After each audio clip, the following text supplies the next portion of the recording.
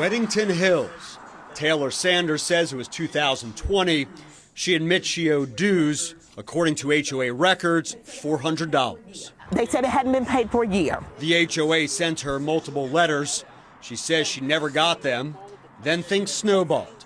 In February 2021, the board got a lien on her property. Then in April, it sent her this letter saying Sanders owed about $1,200 and that I was going to start foreclosure proceedings. I thought it was a joke. It wasn't. According to county records, her 3,300 square foot home sold for, look, $49,000. Yes. She says just like that, it was gone. Oh my God, it was devastating for my children. I don't wish this on anyone. Records show the person who bought the house turned around and sold it 5 months later for, get this, $850,000. It's just the beginning. I want to educate other people. I want to make sure they know about it. I want them to know their rights. This story, really caught my eye. And so my first instinct was like to investigate it a little bit, right? Because, a lot of the comments immediately say, yeah, there's HOA is probably racist and they were pushing her out on purpose. She had been living there like 10 years, right? So first thing I did was look up who the HOA president was. It's a black guy, so, I don't think it necessarily is racially motivated. It could be something more personal, which with HOAs is common. I live in an HOA. They're good here, but I've had bad HOAs before, and it can definitely turn sour. So when you're doing a foreclosure in North Carolina, it takes about 3 to 4 months.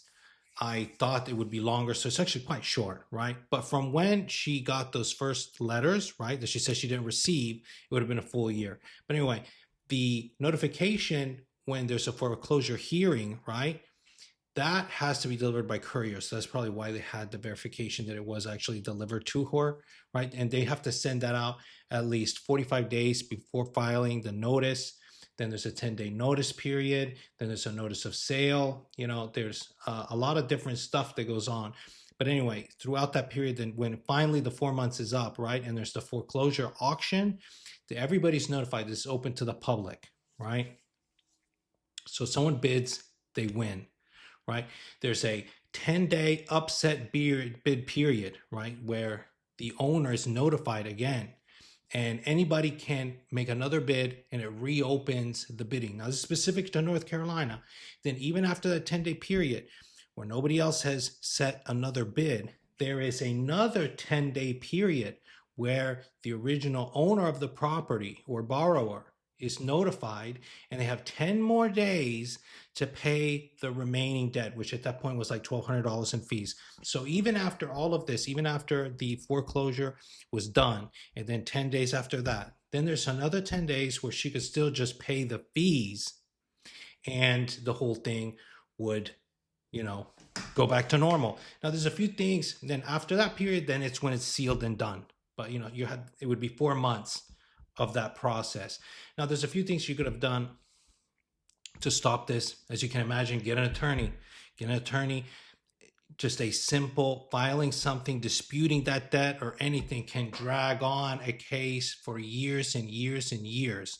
But she didn't. You could also try to file bankruptcy or other protections that would push this back, but she didn't do any of that stuff. So I don't know what was going on, right? The only thing I could really think is like something could happen where somebody's in the hospital. Doesn't seem like this is the case. It's still outrageous, right? But yeah, after that 10-day, then there would come the eviction. The thing that's crazy to me is, I've looked at these auctions and stuff like that, and I would lose my shit if I found a deal like that.